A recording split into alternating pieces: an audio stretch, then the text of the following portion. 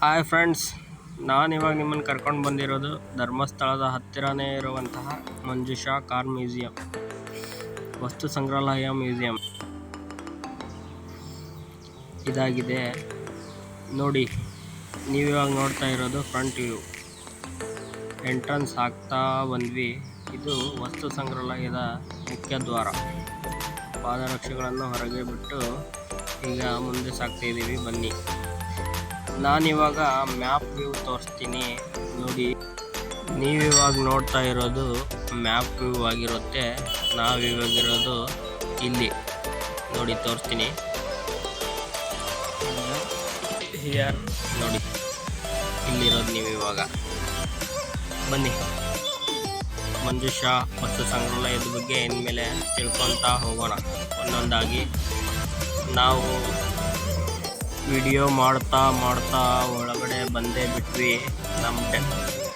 ನಮ್ಮ ಡ್ಯಾಡ್ ಹೋಗಿ ಟಿಕೆಟ್ ತೆಗ್ಸೋಕೆ ಹೋಗ್ತಾ ಇದ್ದಾರೆ. ಟಿಕೆಟ್ನ ದರ ಇಲ್ಲಿ ಕೇವಲ 20 ರೂಪಾಯಿ.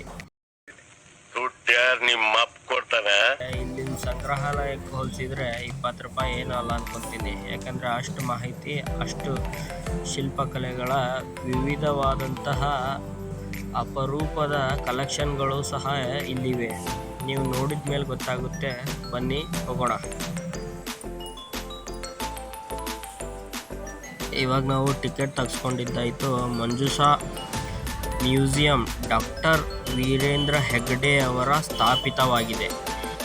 ಇದು ಒಂದು ಕರಾವಳಿ ಕರ್ನಾಟಕದ ಶ್ರೀಮಂತಿಕೆ, ಕಲೆ, ಸಂಸ್ಕೃತಿ ಮತ್ತು ಇತಿಹಾಸವನ್ನು ಬಿಂಬಿಸುವ ಒಂದು ಅಪರೂಪವಾದ ಸಂಗ್ರಹಾಲಯವಾಗಿದೆ.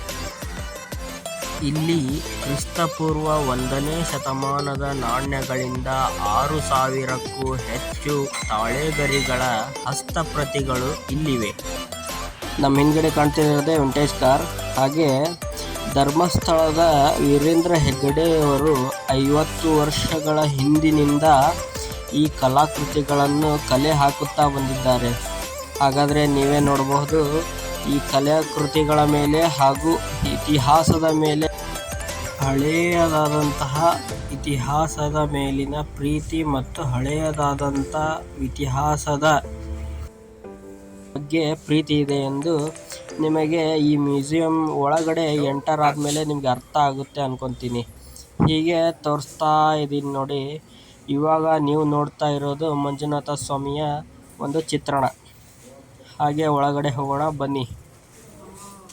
ನೋಡಿ ಫ್ರೆಂಡ್ಸ್, ನೀವು ಇವಾಗ ನೋಡ್ತಾ ಇರೋದು ಹಳೆಯದಾಗಿ 300 ವರ್ಷ ಹಳೆಯ ಮೌರ್ಯರ ಕಾಲದ ಪಾತ್ರೆಗಳು ಮತ್ತು ಹಳೆಯದಾದಂತಹ ವಸ್ತುಗಳು. ನೋಡಿ, ನೀವು ನೋಡ್ತಾ ಇರೋದು ಸಾಮಗ್ರಿಗಳೆಲ್ಲ ಅಡಿಗೆ ಸಾಮಗ್ರಿಗಳು. ಹಾಗೆ ಮುಂದೆ ಬನ್ನಿ. 1970s, 1980, 1974 ಎಲ್ಲ ಹಿಸ್ಟ್ರಿ ಇಲ್ಲಿ ತೋರಿಸ್ತೀನಿ ನೋಡಿ. ಒಂದು ಚಿತ್ರಣ ನೋಡಿ, ಯಾವ್ಯಾವುದರಲ್ಲಿ ಕಲೆ ಹಾಕಿರೋದು ಅಂತ. 50 ವರ್ಷಗಳ ಹಳೆಯದಾದಂತಹ ಕಲಾಕೃತಿಗಳು ಮತ್ತು ಮೌರ್ಯರ ಕಾಲದಲ್ಲಿರುವಂತಹ ಬಳಸುವಂತಹ, ಇಲ್ಲಿರೋದೆಲ್ಲ ಮೌರ್ಯ ಕಾಲದ್ದು ಹಿಂದಿನದು. ಅವನ್ನೆಲ್ಲ ಹೇಗೆ ಕಲೆ ಹಾಕಿದ್ದಾರೆ ಅಂತ ನೋಡಿ.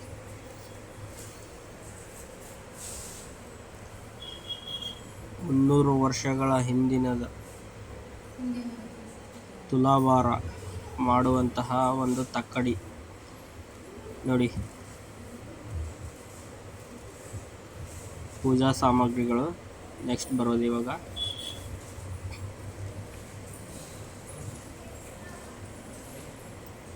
ನಾನು ಝೂಮ್ ಹಾಕಿ ನೋಡ್ತಾ ಇದ್ದೀನಿ, ನಿಮಗೂ ತೋರಿಸ್ತಾ ಇದ್ದೀನಿ. ಬಟ್ ಅದಷ್ಟು ಕರೆಕ್ಟಾಗಿ ಗೊತ್ತಾಗ್ತಿಲ್ಲ ಅನ್ಕೊತೀನಿ. ನೋಡಿ, ಇವೆಲ್ಲ ಪೂಜಾ ಸಾಮಗ್ರಿಗಳು.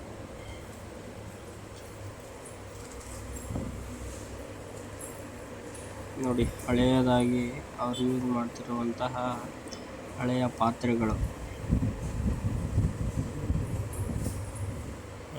ಇಡ್ಲಿ ಪಾತ್ರೆ, ಎಷ್ಟು ದೊಡ್ಡದಾಗಿರುವಂಥ ಪಾತ್ರೆಗಳನ್ನು ಯೂಸ್ ಮಾಡ್ತಾ ಇದ್ರು ಅಂತ ನೀವೇ ನೋಡ್ಕೊಂಬನ್ನಿ.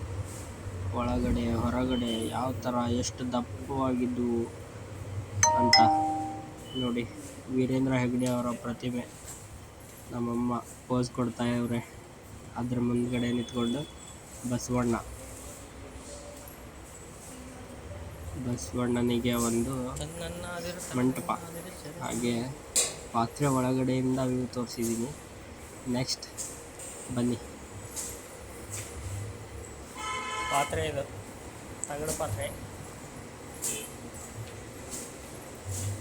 ಎಷ್ಟು ದೊಡ್ಡದಾಗಿರುವಂಥ ಪಾತ್ರೆಗಳಿದಾವೆ ನೋಡಿ. ಒಳಗಡೆ ಬಂದರೆ ಹಾಗೆ ಮುಂದ್ಗಡೆ ಹೋಗ್ತಾ ಹೋಗ್ತಾ ವಿಗ್ರಹಗಳು ಕಾಣಿಸ್ತವೆ.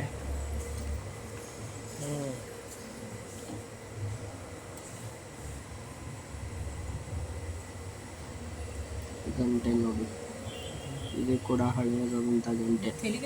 ಇದ್ರ ಬಗ್ಗೆ ಕೂಡ ಒಂದು ಕಥೆನೇ ಇದೆ.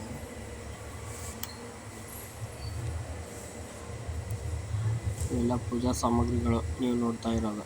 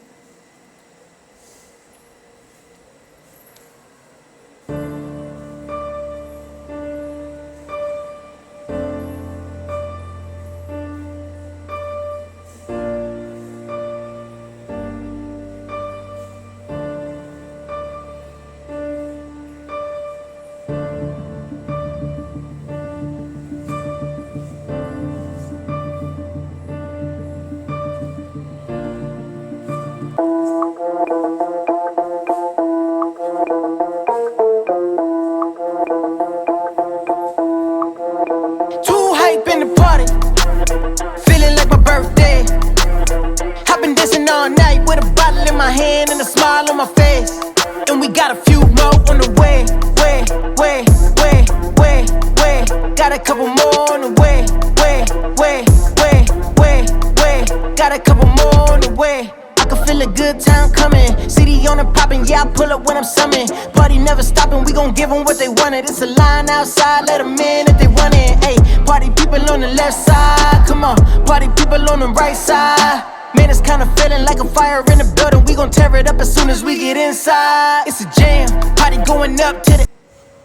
ನೀವು ಈಜಿಪ್ಟ್ನಂಥ ದೇಶಗಳಲ್ಲಿ ನೋಡಿಯೇ ಇರ್ತೀರ. ಈಜಿಪ್ಟ್ನಂಥ ದೇಶಗಳಲ್ಲಿ ಹೆಚ್ಚಾಗಿ ಮಮ್ಮಿಗಳು ಅಂತ ಇಷ್ಟವಾಗಿ ನಂಬಲಾದಂಥ ಒಂದು ಸಂಸ್ಕೃತಿ ಇದು. ಮಮ್ಮಿಗಳು ಎಂದರೆ ರಾಸಾಯನಿಕವಾಗಿ ಅವುಗಳಲ್ಲಿ ಲೇಪಿಸಿ ಸತ್ತ ದೇಹಗಳನ್ನು ಸುತ್ತಿ ವರ್ಷಾನುಗಟ್ಟಲೆ ಇಡುವಂತಹ ಒಂದು ಸಂಸ್ಕೃತಿ. ಇದು ಈಜಿಪ್ಟ್ನಲ್ಲಿ ಮಾತ್ರ ಇತ್ತು. ಈಗ ನೀವು ನೋಡ್ತಾ ಇರೋದು ಧರ್ಮಸ್ಥಳದ ಮಂಜುನಾಥನ ಮಂಜೂಷಾ ಸಂಗ್ರಹಾಲಯದಲ್ಲಿ. ಇದು ತಿಮಿಂಗಲಿನ ಅಸ್ಥಿಪಂಜರ ನೋಡಿ ಎಷ್ಟು ದೊಡ್ಡದಾಗಿದೆ ಅಂತ. ಹಾಗೆ ಮುಂದೆ ಬಂದರೆ ನಾನು ಹೇಳದಂತೆ ಹಿಂದಿನ ಹಾಗೆ ಪಿರಮಿಡ್ಗಳು ನೋಡಿ, ಇದು ಪಿರಮಿಡ್ ನೀವು ನೋಡುತ್ತಾ ಇರೋದು. ಇವಾಗ ಒಂದೊಂದಾಗಿ ಯಾವ್ಯಾವ ಥರ ಎಲ್ಲ ಈಜಿಪ್ಟ್ನಲ್ಲಿ ಮಮ್ಮಿಗಳನ್ನು ಹೇಗೆ ಸಂಗ್ರಹಿಸಿ ಇಡ್ತಿದ್ರು ಅಂತ ಡೀಟೇಲ್ ಆಗಿ ಪಿನ್ ಟು ಪಿನ್ ವಿಗ್ರಹದ ಮುಖಾಂತರನೇ ನಿಮಗೆ ತೋರಿಸ್ತಾ ಇರೋದು.